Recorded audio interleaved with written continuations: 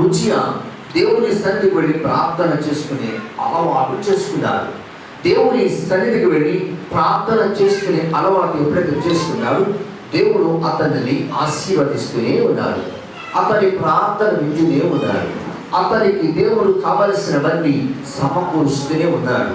అతని కీర్తి ఎక్కడి వరకు వ్యాపించింది అంటే ఐగుప్తు దేశం వరకు అతని కీర్తి వ్యాపించింది. అంటే దాని అర్థం అన్య దేశములకు కూడా ఈ ఉజ్జియా పేరు అక్కడ ప్రకటించబడుతుంది. దానికి కారణం ఏమిటి అంటే దేవుని సన్నిధికి వెళ్ళి ప్రార్థన చేస్తూ ఉన్నారు. ఎప్పుడైతే దేవుని సన్నిధికి వెళ్ళి ప్రార్థన చేస్తున్నాడో అతని కీర్తి ప్రసిద్ధిగాంచింది. దేవునికి స్తోత్రం. మనం కూడా మన జీవిత చరమాకంలో మనము చేయవలసిన పనులు ఏమిటంటే, మనం ఏదైనా బలహీనత కలిగినప్పుడు మన ఇంట్లోనే ప్రార్థన చేసుకుంటున్నాం. అది చాలా చాలా ఉన్నతమైనదే. కానీ దేవుని సన్నిధికి వచ్చి ప్రార్థన చేసుకుంటే అది మరింత ఉన్నతముగా ఉంటుంది. దేవుని సన్నిధికి వచ్చి ప్రార్థన చేస్తే దేవుడు మీ ఎడల కనికరం చూపిస్తారు. అందుకని మనల్ని ఎలా ఉండమంటున్నాడు సంఘములో అంటే, సంఘములో అసూయ ఉండకూడదు, సంఘములో కలహము ఉండకూడదు, సంఘము శత్రుత్వముతో ఉండకూడదు. సంఘమంతా ఒకే రక్తముతో కడగబడింది కనుక, ఒకే విలువైన రక్తముతో కడగబడిన మనం అందరము సమానత్వముతో ఉండాలి. కానీ ఒకరి మీద ఒకరు కక్ష తీర్చుకోకూడదు, ఒకరి మీద ఒకరు అసూయ పడకూడదు, ఒకరి మీద ఒకరు కలహములతో ఉండకూడదు అని వాక్యం సెలవిస్తుంది. దేవుని పిల్లలను గ్రహించాలి. మనము కొరింథీయులకు రాసిన మొదటి పత్రికలో దేవుని ఆలయమై ఉన్నాము. ఆలయానికి ఒకే పునాది ఉంది. ఆ పునాది ఎవరు అంటే క్రీస్తు. క్రీస్తు అనే పునాది మీద మనమందరము కట్టబడ్డాము. క్రీస్తు అనే పునాది మీద మనమందరము నిర్మించబడ్డాము. మనలో ఏమీ ఉండకూడదు అంటే అసూయ ఉండకూడదు, కలహము ఉండకూడదు, శత్రుత్వము ఉండకూడదు. దేవునికి స్తోత్రం చెప్పండి. హల్లెలూయా. చాలా మంది మనం మిస్అండర్స్టాండింగ్ చేసుకుంటాం, అర్థము కాకుండా ఉంటాం. దేవుని పిల్లలు, అర్థము కాకుండా ఉండే మనస్సును ఎవరిస్తారంటే మనకు అపవాది కలిగజేస్తారు. అపవాదికి కలిగ చేసుకోకుండా, అపవాదికి చెరలో మనం పడిపోకుండా ప్రార్థన చేస్తూ ఉండాలి. మనం చేసేది న్యాయమైనదేనా? మనం విశ్వాసిగా ఉన్నామా? మనం వాక్యానుసారముగా ఉన్నామా? మనం ఆత్మానుసారముగా ఉన్నామా? మనం ఆత్మ పూర్ణులుగా ఉన్నామా లేదా అనేది ఎవరి మట్టుకు వారి చక్కగా జ్ఞాపకం చేసుకుంటూ ఉండాలి. మన సాక్ష్యము పడిపోకూడదండి. మనము కలిగిన సాక్ష్యం అనేకులకు ఆశీర్వాదకరంగా ఉండాలి. ఇందాక కుమార్తె సాక్ష్యం చెప్పినప్పుడు నా చుట్టూ ఉన్న వారందరూ నాకు మంచి స్నేహితులే అని చెప్తూ ఉన్నారు. ఈ రోజున మన చుట్టూ ఉన్న వారందరూ మంచి స్నేహితులేనా? మన నిజంగా ప్రేమించే స్నేహితులేనా? యథార్థముగా ప్రేమించే స్నేహితులేనా? వాక్యానుసారముగా ప్రేమించే స్నేహితులేనా? ఎలాంటి స్నేహితులను మనం కలిగి ఉన్నాము గ్రహించాలని మనం చేస్తూ ఉన్నాము. దేవుని పిల్లరా, ఏదైనా వనములో ఆదాముకు మంచి స్నేహితులు ఎవరు? దేవుడే. దేవుడు తప్ప ఆదాముకు స్నేహితులు ఎవరైనా ఉన్నారంటే లేరు. కానీ దేవుని పిల్లరా, ఆదాముకు దేవునికి మధ్య ఉన్న స్నేహాన్ని, ఆదాముకు దేవునికి మధ్య ఉన్న బంధాన్ని, ఆదాముకు దేవునికి ఉన్న మధ్య సంబంధాన్ని, అనుబంధాన్ని తెచ్చివేయడానికి త్రోసివేయబడిన దూత ఒకటి ఉంది, అపవాది. అది చెరపాలని చూసింది. అందుకనే ఆదాము యొక్కకు వెళ్ళి చెబుతూ ఉంది కాని మాటలు. దేవునికి స్తోత్రం. సాతాను ఏం తెలియజేస్తాడంటే కాని మాటలు తెలియజేస్తాడు. సాతాను అబద్ధాలు వల్లిస్తాడు. అబద్ధాలను చెప్పి అబద్ధాలకు మన జీవితాన్ని ప్రోత్సహిస్తాడు. ఆ ప్రోత్సహించే అపవాదిని ఎదురించడానికి నీవు ఉండాలి. కానీ అపవాది మాటలకు మనము లోబడకూడదు. అపవాది మాటలకు లోబడితే మన జీవితాలు పాడైపోతాయి. నువ్వు వెళ్ళవలసిన గురి అంతకు వెళ్ళలేవు, చేరవలసిన గురి అంతకు చేరలేవు. ఎన్నో ఆటంకాలు నిన్ను కలుగుతూ ఉంటాయి. నీ కాళ్ళకు బంధాలు ఏర్పడుతూ ఉంటాయి. నీ వెళ్ళే మార్గంలో లోతు ఎత్తు పల్లాలు ఉంటాయి. నీ వెళ్ళే మార్గము దేవుడు సరళము చేశాడు. ఎప్పుడైతే నువ్వు మనసు అపవాదికి చేస్తావో సాతాను ఎత్తు పల్లాలు కలిగిన మార్గములు తీసుకువెళ్తారు. సరళము చేయబడిన మార్గములు, నీ కొరకు సిద్ధం చేయబడిన మార్గములు వెళ్ళనివ్వకుండా అపవాది నీ మార్గాన్ని తప్పిస్తాడు.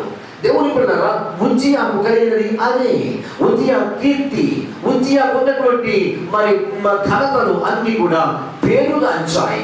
దేశాలకు వెళ్ళి ఉజ్జియా గొప్ప రాజరికము చేస్తున్నాడు, మంచి పరిపాలన చేస్తున్నాడు. అతని కీర్తి ఎంతో గొప్పది, అతడు భాగ్యవంతుడు అన్న పేరు మిగిలిపోయింది. కానీ దేవుని పిల్లారా, దేవుడు అతనిని జ్ఞాపకము చేసుకునే కొలది, దేవుడు అతనిని దిగించిన కొలది, దేవుడు అతనిని ఆశీర్వదించిన కొలది ఆ ఉజ్జియా హృదయము మనస్సు పాడైపోయింది. ఎప్పుడైతే మనస్సులోనికి అపవాది ప్రవేశించింది, ఎలా ప్రవేశించిందో తెలుసా? అపవాది గర్వముగా ప్రవేశించింది. దేవునికి స్తోత్రం, హల్లెలూయా. దేవుని పిల్లారా, ఒక మనిషికి గర్వం ఎప్పుడు వస్తుందని చెప్పాను గత వారంలో. డబ్బులు ఉన్నప్పుడు, బంగారం ఉన్నప్పుడు, అధికారం ఉన్నప్పుడు ఒక వ్యక్తికి ఏమొస్తుందంటే గర్వం. కానీ బైబిల్ చెప్తుంది, ఏ వ్యక్తికైతే ఆ గర్వం వస్తుందో ఆ వ్యక్తి నాశనానికి వెళుతున్నాడు అని అర్థం. బైబిల్ యాకోబు పత్రికలో అదే రాస్తుంది. గర్వము నేను నాశనములకు తీసుకువెళ్తుంది అంటాడు. దేవుని పిల్లారా, మనలో చాలా మంది గర్వం ఉంది. నాకు గర్వం ఉంది. వాక్యం చెప్పగలను అనే గర్వం, పాటలు పాడగలను అనే గర్వం, వాయించాలు వాయించగలను అనే గర్వం నాలో ఉంది. అందుకు ఆత్మీయముగా నేను ఎదగలేకపోతున్నాను. నా వలె ప్రతి వారు ఆలోచించాలి.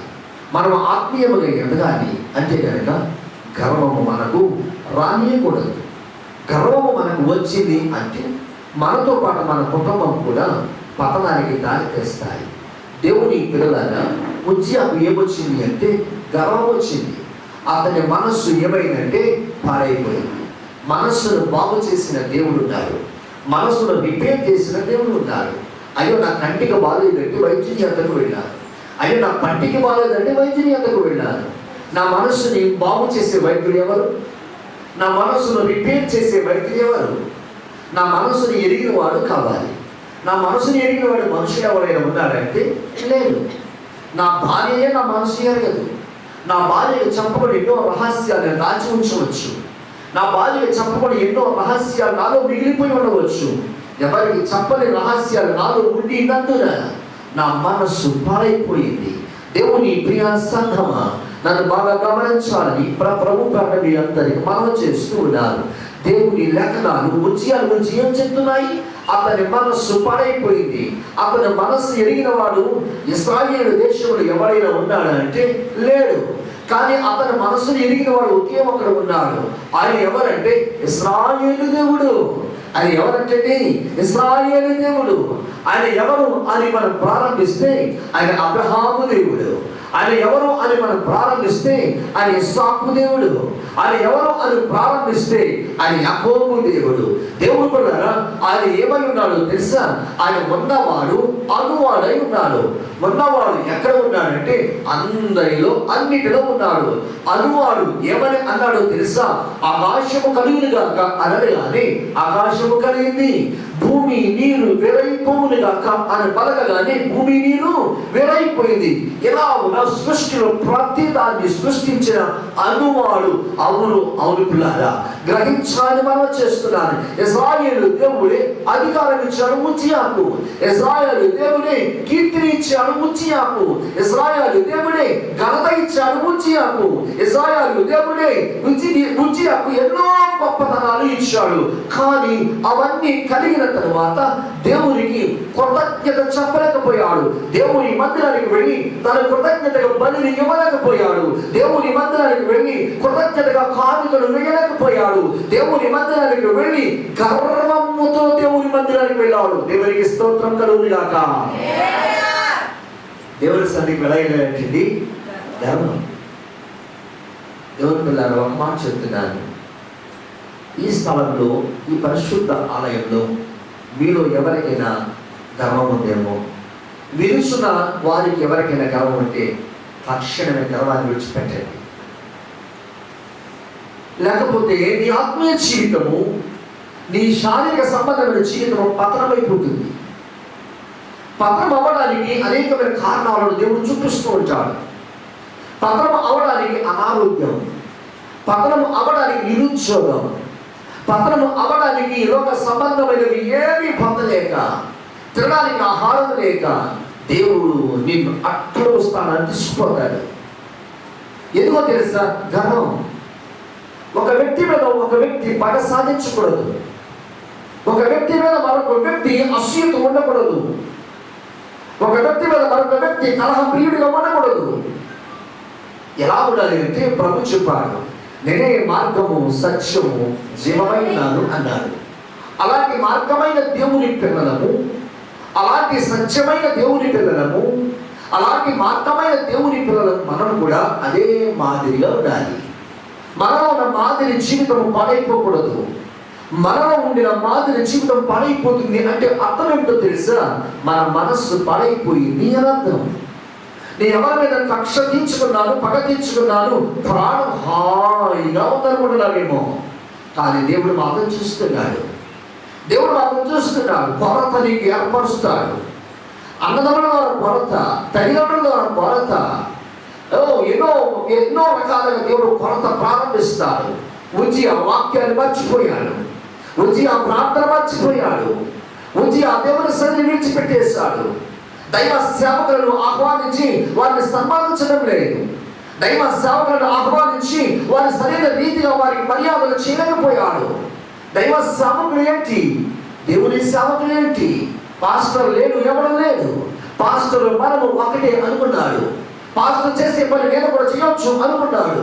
పాస్టరే చేయాల ప్రార్థన, పాస్టరే చేయాల పని, పాస్టరే చేయాల ధూపం. అది మనం చేయలేమా? నేను కూడా చేయగలను అని యాజకులను విడిచిపెట్టేశాడు. అహరోను సంతతి వారిని విడిచిపెట్టేశాడు. సేవకులను విడిచిపెట్టేశాడు. కానీ రాజే సేవకుడిగా మారిపోవాలని ఆశించాడు. రాజే యాజకుడిగా మారిపోవాలని ఆశించాడు. నేనే అహరోను సంతతి వాడినైతే ఏమి జరుగుతుందని గర్వపు చిత్తుడై, గర్వపు మనస్సుతో దేవుని మందిరానికి వెళ్ళి యాజకుడు చేయవలసిన పనిని, అహరోను సంతతి వారు చేయవలసిన పనిని, దేవుని యొక్క సేవకులు చేయవలసిన పనిని తాను చేయడానికి తన మనస్సును ఉరికొల్పుకున్నాడు. దేవునికి స్తోత్రం. దేవుని పిల్లారా, ఎవరు చేయవలసిన పని వాళ్ళే చేయాలి. సంవత్సరానికి ఒక వారు ఇశ్రాయేలీయులు దేవుని సన్నిధికి వెళ్ళి బలిచ్చేవారట. పావులను, గొర్రెను తీసుకువెళ్ళి బలిచ్చేవారు. బలిచ్చే సమయాన్ని కూడా ఇశ్రాయేలీయులకు చాలా నిష్ఠ, చాలా ఖచ్చితం. ఎలాంటి నిష్ఠ ఖచ్చితం అంటే వారు ఇచ్చే బలిచ్చే గొర్రె కానీ లేక పావురము కానీ మచ్చలేనిదిగా ఇచ్చేవారు.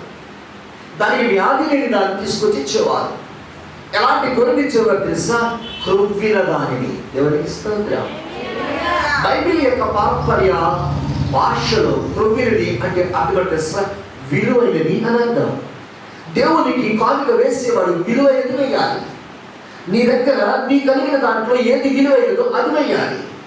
10,000 జీతం తెచ్చుకొని దేవునికి కానుక వేస్తామనుకో, ఎంత వేయాలి?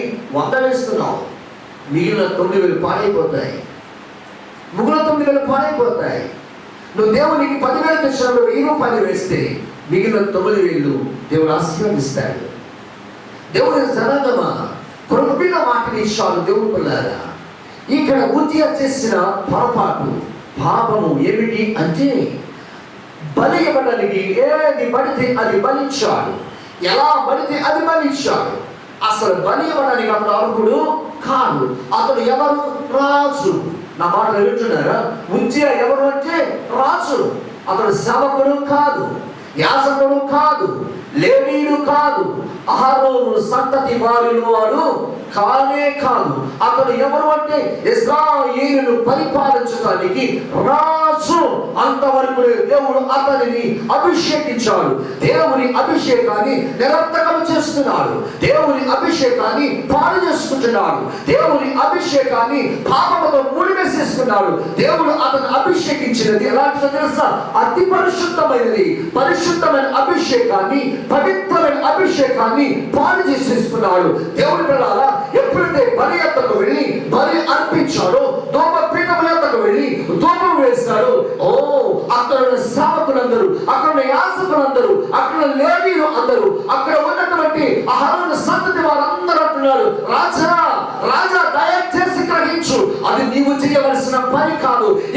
ఆ పని చేయడానికి ఎంతో మంది వందల మంది సేవకులు ఉన్నారు, యాభైలు ఉన్నారయ్యా. దయచేసి విడిచిపెట్టి ఆ స్థలాన్ని విడిచిపెట్టి వచ్చే వచ్చే వచ్చే అని అంటుంటే అతని మనస్సు గర్వించి, అతని హృదయం గర్వించి దేవుని మాటలను, దేవుని సేవకుల యొక్క మాటలను, దేవుని యాజకుల యొక్క మాటలను నిర్లక్ష్యం చేసి తనలో ఉన్న గర్వాన్ని ఆశ్రయంగా చేసుకుని అక్కడ బలి చేశాడు, దూపం వేసేశాడు. అది యెహోవా చూచెను. దేవునికి స్తోత్రం.